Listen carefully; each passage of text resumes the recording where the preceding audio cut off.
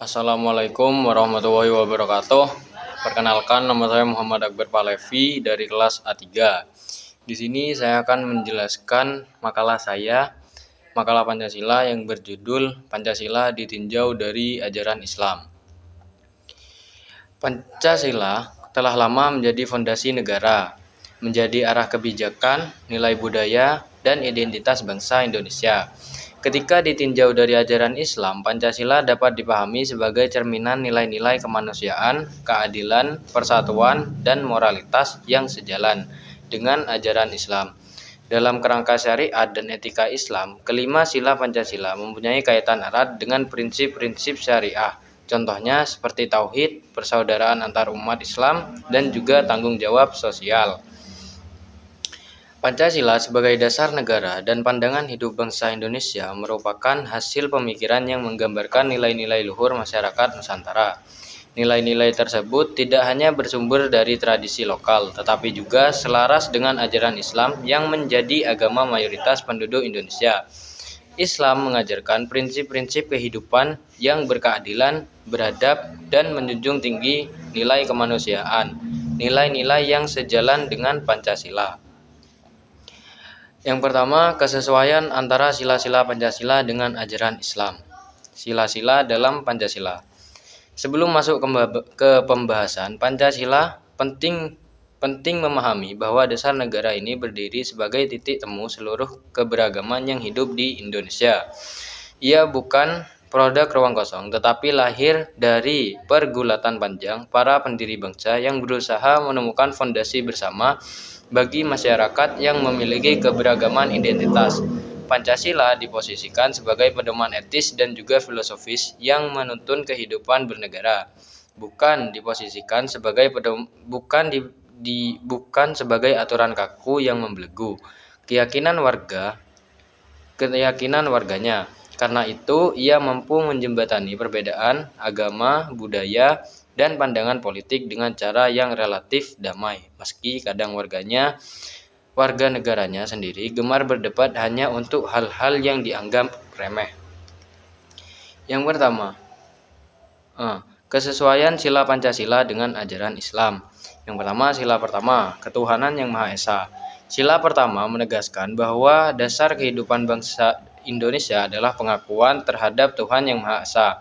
Prinsip ini mencerminkan pandangan yang dimana monoteistik atau keyakinan pada satu Tuhan atau keyakinan ilahi, kekuatan ilahi, yang juga menjadi inti ajaran Islam, yaitu tauhid. Dalam Islam, tauhid tidak hanya berarti pengakuan atas keesaan Allah, tetapi juga pengakuan bahwa segala bentuk kehidupan harus berorientasi kepadanya. Dengan demikian, ketuhanan yang Maha Esa mengandung semangat untuk menegaskan moralitas dan keimanan sebagai dasar kehidupan bermasyarakat. Yang kedua, kemanusiaan yang adil dan beradab. Sila kedua menegaskan bahwa setiap manusia memiliki martabat yang sama. Pandangan ini identik dengan ajaran Islam yang menyatakan bahwa seluruh manusia diciptakan dari satu asal muasal dan tidak ada keunggulan satu atas yang lain kecuali ketakwaan. Kemanusiaan yang adil dan beradab juga mengakui hak-hak dasar setiap individu. Dalam Islam, hal ini tercermin dalam konsep hak asasi manusia yang teratur dan terarah. Dan prinsip ini juga bertujuan untuk mengatur atau melindungi agama, jiwa, akal, keturunan, dan juga harta. Sila ketiga, persatuan Indonesia. Persatuan Indonesia menekankan pentingnya kebersamaan di tengah perbedaan. Dalam Islam, prinsip ini dikenal dengan konsep uhwah, baik uhwah Islamiyah, uhwah watasiyah, dan uhwah basariyah. Islam menolak fanatisme sempit dan mengajarkan solidaritas terhadap siapapun. Nabi Muhammad SAW membangun persaudaraan antar kaum Muhajirin dan Ansor sebagai contoh nyata pentingnya persatuan atas kepentingan golongan. Dan sila yang keempat, kerakyatan yang dipimpin oleh hikmat kebijaksanaan dalam permusyawaratan perwakilan, menekankan pentingnya partisipasi rakyat dan kebijakan dalam pengambilan keputusan. Dalam Islam, prinsip serupa dikenal dengan syura, yaitu musyawarah dalam menetapkan urusan bersama. Al-Quran Surah Asy-Syura ayat 38 menggambarkan orang beriman sebagai mereka yang urusannya diputuskan melalui musyawarah. Prinsip ini menunjukkan bahwa Islam menghormati kebebasan berpendapat dan pentingnya dialog dalam kehidupan sosial. Lanjut sila yang kelima, yaitu keadilan sosial bagi seluruh rakyat Indonesia. Sila kelima menegaskan bahwa keadilan harus didasarkan oleh seluruh rakyat, dirasakan oleh seluruh rakyat, bukan hanya sebagian saja. Di dalam Islam, keadilan atau al-adli merupakan prinsip dasar kehidupan yang meliputi seluruh aspek, baik segi ekonomi, hukum, maupun sosial. Al-Quran juga menegaskan perintah untuk berperilaku adil, bahkan terhadap orang yang dibenci sekalipun. Ini tertera pada surat Al-Maidah ayat 8. Nilai ini identik dengan semangat Pancasila yang menolak diskriminasi dan penindasan. Terus, dimensi sejarah keterhubungan Pancasila dan Islam. Hubungan historis antara Pancasila dan Islam di Indonesia sebenarnya bukan sekedar perbincangan akademik, melainkan bagian dari pembelajaran panjang bangsa yang selalu berhadapan dengan tarik-menarik identitas, ideologi, dan kepentingan sosial politik.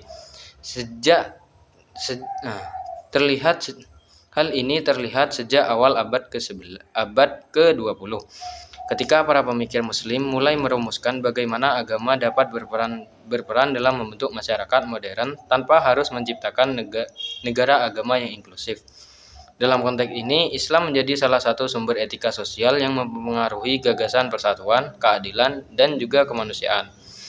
Yang lanjut, dimensi filosofis nilai Islam dan Pancasila. Dimensi filosofis, hubungan antara Pancasila dan Islam membuka ruang pemahaman yang lebih mendalam tentang bagaimana kedua sistem nilai ini saling menyentuh.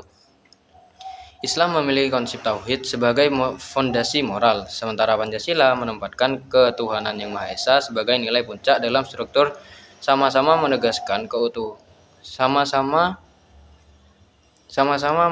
bahwa kehidupan manusia tidak boleh berhenti pada materialisme, melainkan harus ditopang oleh kesadaran spiritual yang membimbing tindakan dan keputusan.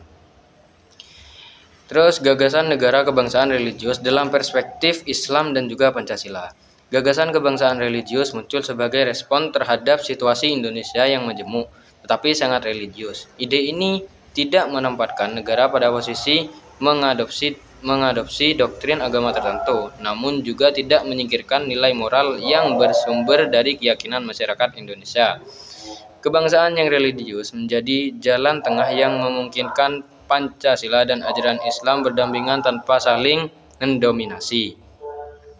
Terus, peran organisasi Islam dalam memperkuat implementasi nilai Pancasila.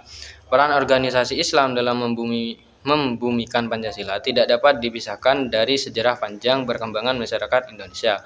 Organisasi seperti Nahdlatul Ulama, Muhammadiyah, dan berbagai kelompok Islam modern maupun tradisional telah menjadi jembatan nilai agama dan nilai kebangsaan. Terus lanjut, Pancasila, etika sosial, dan transformasi kebudayaan. Pancasila sebagai dasar etika sosial Indonesia bukan hanya rangkaian prinsip abstrak, tetapi kerangka nilai yang membentuk cara masyarakat memandang martabat manusia, keadilan, dan tanggung jawab kolektif. Di dalam konteks Islam, etika sosial yang bertempu pada nilai akhlak al-karimah memberikan fondasi kuat bagi praktik kehidupan bersama yang saling menghormati. Terus, nilai Pancasila yang sejalan dengan ajaran Islam. Pancasila sebagai dasar negara Indonesia telah lama dipahami sebagai fondasi kehidupan berbangsa yang mencerminkan nilai-nilai luhur dan keberagaman budaya Nusantara. Dalam konteks masyarakat yang mayoritas beragama Islam, hubungan antara nilai Pancasila dan ajaran Islam menjadi topik penting untuk dipahami secara mendalam. Banyak pemikir Indonesia yang menekankan bahwa Pancasila tidak bertentangan dengan Islam. Sebaliknya, nilai yang terkandung dalam Pancasila justru sejalan dengan prinsip-prinsip moral yang diajarkan dalam ajaran Islam, terutama dalam hal keadilan, persatuan, dan juga kemanusiaan.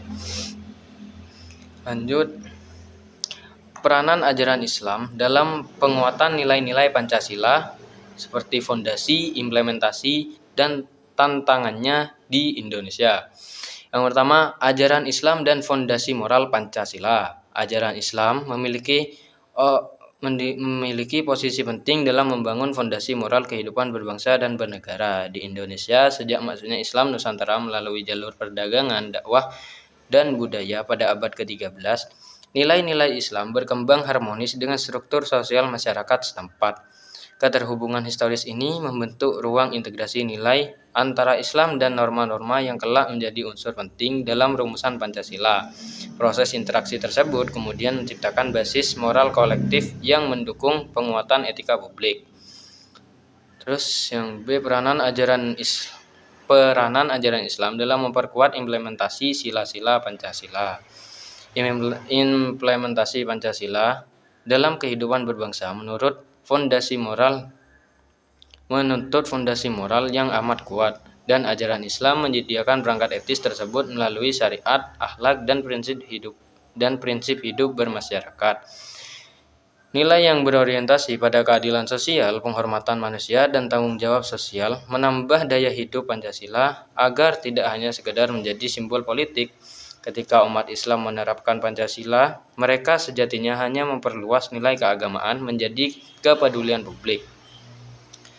Lanjut, tantangan dan peluang integrasi ajaran Islam dan Pancasila di Indonesia. Integrasi ajaran Islam dan Pancasila tidak pernah sepenuhnya lepas dari tantangan, terutama ketika kehidupan politik membawa agama ke wilayah kompetisi yang emosional. Munculnya kelompok ekstrem yang menafsirkan ajaran Islam secara literal menjadi salah satu hambatan terbesar karena mereka memandang Pancasila sebagai doktrin sekuler. Pandangan ini bukan hanya keliru, tetapi juga mengecam stabilitas ideologi kebangsaan. Di sisi lain, arus globalisasi membawa ide-ide keagamaan tradisional transnasional yang tidak selalu selaras dengan konteks sosial Indonesia. Lanjut, peranan ajaran Islam dalam memperkuat pengamalan nilai-nilai Pancasila di Indonesia. Pancasila merupakan dasar ideologis bangsa Indonesia yang menuntun arah kehidupan nasional. Nilai-nilai di dalamnya lahir dari proses sejarah panjang yang memadukan unsur budaya, agama, dan pengamalan sosial masyarakat Nusantara. Dalam konteks ini, ajaran Islam memiliki kontribusi penting dalam memperkuat pengamalan nilai-nilai Pancasila. Sejak kedatangannya di Indonesia, Islam berkembang melalui pendekatan damai yang akulturatif. Terus, penegasan akhir, ajaran Islam memiliki kedudukan yang sangat signifikan dalam membentuk karakter bangsa Indonesia, terlebih karena Islam telah berinteraksi dengan kehidupan sosial Nusantara selama berabad-abad, dan interaksi ini melahirkan sintetis yang unik antara keislaman dan nilai kebangsaan, yang kemudian mempengaruhi proses pembentukan identitas nasional. Dalam konteks tersebut, Pancasila sebagai dasar negara tidak berdiri sendiri, melainkan berkembang dalam lingkungan sosial yang telah lama dipengaruhi oleh ajaran Islam, sehingga keduanya memiliki hubungan yang sifatnya saling memperkuat. Pancasila hadir sebagai filosofis kehidupan bangsa yang melampaui kepentingan kelompok tertentu. Terus, kesimpulannya, Pancasila jika ditinjau dari ajaran Islam menunjukkan adanya ruang harmonis antara nilai dasar bernegara dan prinsip moral agama. Tidak ada jurang menganga di antara keduanya, meski sering ada beberapa orang bertingkah seolah begitu. Nilai ketuhanan pada sila pertama selaras dengan prinsip tauhid yang menempatkan Tuhan sebagai pusat segalanya. Kedua gagasan sama-sama menegaskan bahwa kehidupan manusia tidak berdiri sendiri, tapi bergantung pada satu sumber kebenaran yang agung.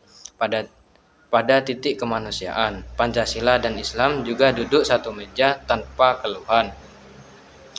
Ajaran Islam juga menekankan pentingnya ilmu pengetahuan. Prinsip pencarian ilmu dalam Islam mendukung pengembangan sumber daya manusia Indonesia yang berkualitas.